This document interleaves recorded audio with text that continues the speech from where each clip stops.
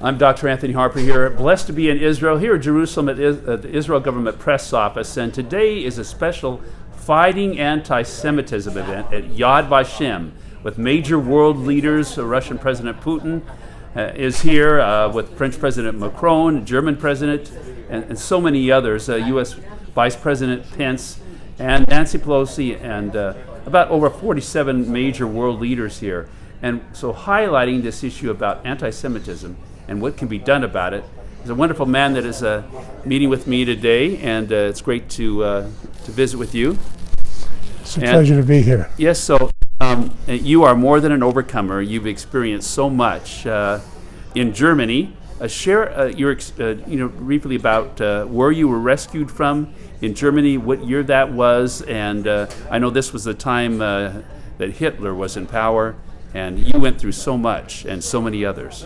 Yeah, so what is your name? And my name is Schapiro. I'm 88 years old. I've been blessed to be able to live this long, see my children, grandchildren, and great-grandchildren all growing up in the state of Israel. I would just like to correct one comment that you had made. What's that? It was not Germany, although Germany was very much influential in what happened in my life. We grew up in a little town outside of Vienna in Austria. Oh, okay. Called Kitzay. Okay. Kitzay has a long historical record, but basically it was a small town. My father was the rabbi of the Jewish community. Immediately after the Anschluss, that was the time when Austrians voted practically unanimously to merge with Germany. The Germans in April came into the village of Kitzay, set up offices, their flags were flying, swastikas and so forth. And the night before Passover, they started marching through the town. And on Passover Eve, my family was made up of my dad, my mother, and 3 other siblings besides me. We were sitting around the Passover Seder table when the door was banged open. SA soldiers came in, Nazi soldiers came in, and told us we had 10 minutes to get out of our home. Which of course we did, taking practically nothing with us. We were young kids. I was the second child. The rest were all little kids, basically. And my father was made to march down the street with the rest of the Jewish community, shouting out loud, "We are Jewish swine." The next day, they were given paint and brushes, and on each home where a Jew lived, they had to make a swastika and say Jewish swine. Terrible. That night we were arrested and put on a cattle truck and taken to the Danube, which was not too far from where we lived. The Danube is the major river that divides Czechoslovakia, Hungary, Austria, and flows down into the ocean. We were put on a small island. It wasn't actually an island. It was low tide, and it was dry land for a number of hours until the tide would come in. And they said, they were singing it, "You were saved at the Dead Sea when you left Egypt, but here you will drown," because they assumed that the tide would come in and we'd all perish. Somehow, there was one sportsman with our little group, knew how to maneuver himself through the rest of the eastern side of the river, and we managed to get to shore. My father basically going back and forth and carrying us on his shoulders. From there we marched through the, if you're familiar with that area, it's between Hungary and Czechoslovakia. There are lots of woods, Actually, it's quite a beautiful area. When we got to the Czechoslovakian guard post, they refused to let us in because we didn't have passports. Well, we didn't have anything with us. The Germans had taken everything. So they refused. We kept marching. Actually, it was 4 days, 4 nights through the forest. My parents had decided at that point that they were going to leave us in a barn, leave the kids in a barn with a note, hoping that the owner of the building would take care of us until such time as they could come back and rescue us. When that happened, it was just the point where one of the people in the group found an opening in the fences separating Hungary from Czechoslovakia. And somehow we managed to get in. We knocked on the door of one of the homes, turned out to be a Jewish home. They took care of us for a couple of days, and the local Jewish head in the area started a process to try and save us, essentially save our lives, because we couldn't go back. It was a difficult period, obviously. One of the members of this community, one of the Jewish leaders, managed to find a tugboat that the French had left on the river to get through the winter season. Somehow he managed to rent it. It was it wasn't a tugboat, it was a barge, a river barge basically, for carrying coal. They cleaned it up a little bit, managed to get blankets, straw beds, and over 50 people ended up staying on that for 9 months. Wow. It was very difficult. At an appropriate time, I'd be happy to share some pictures with you. Yes. During that period, a number of international organizations visited us, each one saying, we'll help you, but we continued to stay there. We had no choice. The help sounded good, but it never really materialized.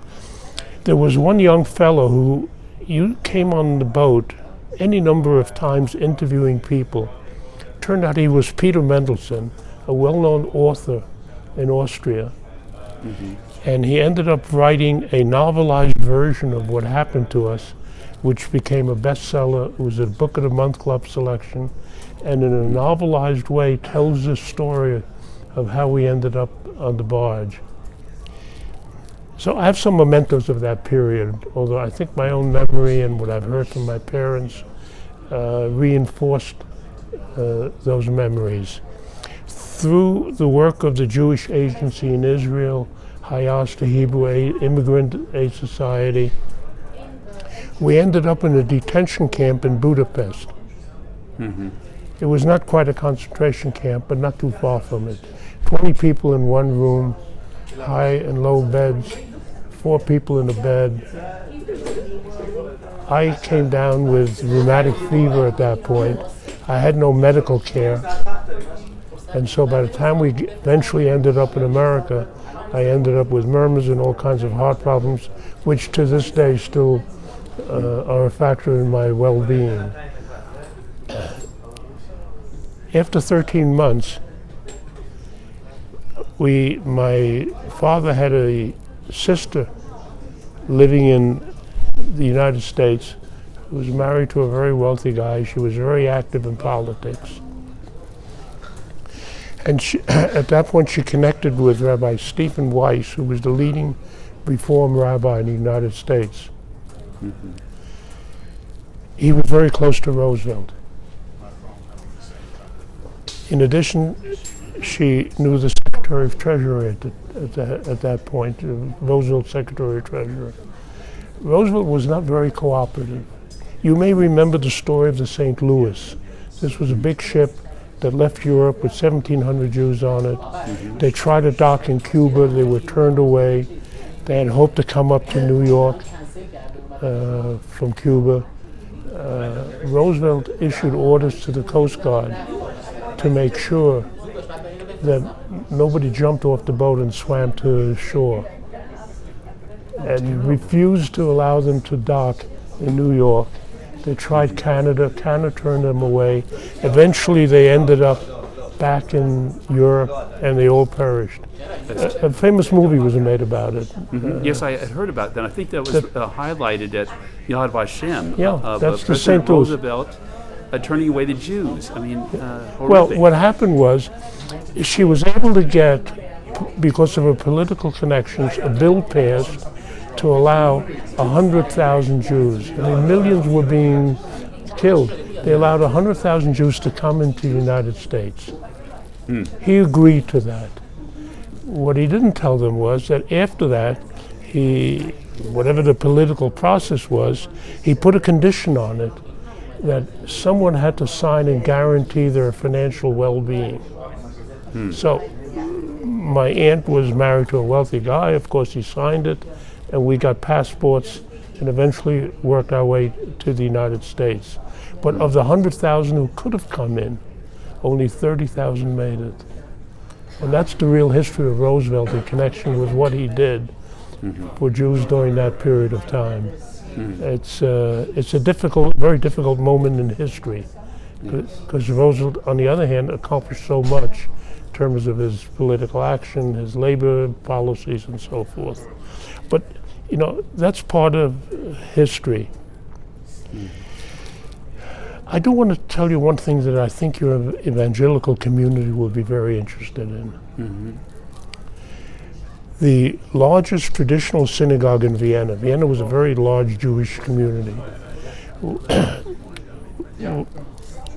My uncle, it was called a Schiffschule. Eventually it was burned by the Germans and nothing was left of the building. But my uncle was the chief cantor of the Schiffschule. After Anschluss, when Austria merged with Germany, the Nazis came in and took out all the Torahs, the original biblical books, and cut them with bayonets. My uncle somehow managed to save one of these books, one of these Torahs, as they're called. The Torah is really the history, the opening history for not only Judaism, but also for Christianity and Islam. It's the story of Abraham, Isaac, and Jacob, creation, and so forth. So in the second book of the Bible, Exodus, the Jews are going again through a concentration camp situation. Auschwitz was not the first concentration camp. This happened in Egypt 3,000 years ago as well. They became slaves. They built some of the big monuments in the Sphinx and other things. And anyways, there's a theory they did it. But in sentence 12 of the opening chapter of Exodus, there is a line. In Hebrew, it's V'ka'asher yanu oso, kein yirbe, v'chein yifrotz. The more they punished them, the more they increased the numbers and strengthened. Yes, I remember. Yeah. And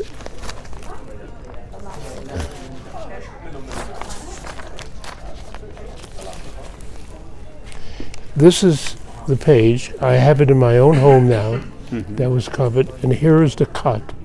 And the entire Torah was only cut in this one place. V'ka'asher yanu oso, kein yirbe, v'chein yifrotz. And so Jews have looked back at suffering always. Obviously suffering is suffering. It's terrible, it's difficult.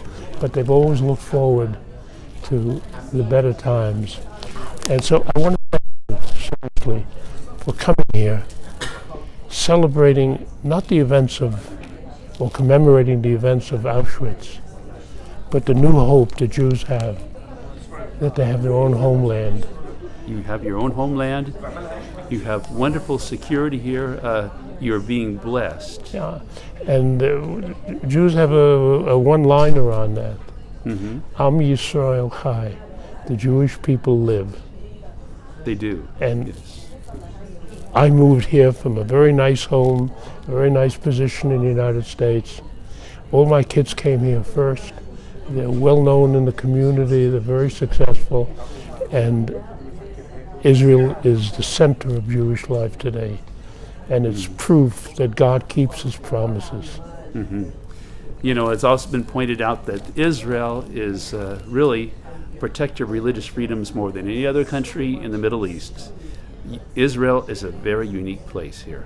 Well, given your background, you know how Christians are suffering in other countries. They are.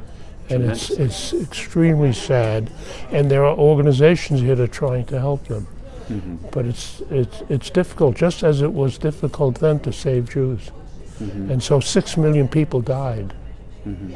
It's a number that, you know, boggles the mind how efficient they were. Yeah. Wanted to let you know that many evangelical Christians are praying for all of Israel, praying for you, actually, and all those that have suffered so much. And we continue to fight anti-Semitism, exposing what is really going on, and hopefully more can be done. Will be done very soon. I follow it carefully. Yes. And in behalf of the Jewish people, I really want to say to you, Toda Rabbah. Thank you very much. Oh, you're so welcome. We're sharing the same goals, the same values. The origin of our religious thinking is the same. And we just have to cross the line and help other people to understand that mankind needs to be saved. Mankind does need to be saved. And so I don't know if you might have a website. People can learn more about your story. I don't have a website. Okay. I'm a volunteer. I was okay. chairman of the board of the Jerusalem Grace Synagogue up until recently, when I had some surgery in my eyes. For well over 20 years. It's the leading synagogue in Israel. Mm-hmm. So as a result of that, I spoke to many groups. And I'd be happy to come speak to any groups with a more detailed conversation about what took place. Okay. And it's great to be here with you, to hear your story, and it is a miracle, all that you've been through, how the God of Israel, God of Abraham, Isaac, and Jacob has rescued you, and I pray that I think my life is a miracle. It is a miracle. I have 3 sons, 14 grandchildren, 30 plus great-grandchildren. They all live here. All the boys were in the Army. Mm-hmm. All the next generation is planning to go into, either have been or will go into the Army, because we have something worthwhile defending. You do. So forgive me for being mushy about this, but thank you for what the evangelical community has done. It's great to be with you. I really mean it. Yes, we love and appreciate you, and we'll keep praying for you and all of Israel. A very painful time. Israel's been going through so much regarding terrorism, and I think about King Solomon often, about what he learned from the God of Israel. He was praying for wisdom, how to rule Israel, bring healing. And if you remember what the God of Israel told him in 2 Chronicles, in Tanakh, I think it says, if my people, which are called by my name, will humble themselves and pray, and seek my face, turn from their wicked ways, then I will hear from heaven, forgive their sins, and heal their land. And you know, it's a wonderful promise by the God of Israel. You bring healing to our land if we really humble ourselves, and it is my hope that all this terrorism will end. And I think from many evangelical Christian perspective, they see that solution to terrorism and found what King Solomon learned, and even President Lincoln. Well, history keeps teaching us things, and we keep overlooking it. We haven't learned very much. But I think there's a very warm connection between the Jewish people, the state of Israel, and the evangelical community. Tremendous, and I think about Christians United for Israel. Yeah. So I know some of the pastors who come. But to answer your question, I don't have a website. I do this because I think it's something that needs to be done. Mm-hmm. And if you have a group that you want a more detailed discussion, I'd be happy to be available. I have your contact information. It's great to meet with you and for you to share your story. What a miracle you are, because the God of Israel has rescued you, and you have a purpose here, and it's great to be with you. Life is a miracle. It is. Thank you once again. Thank you.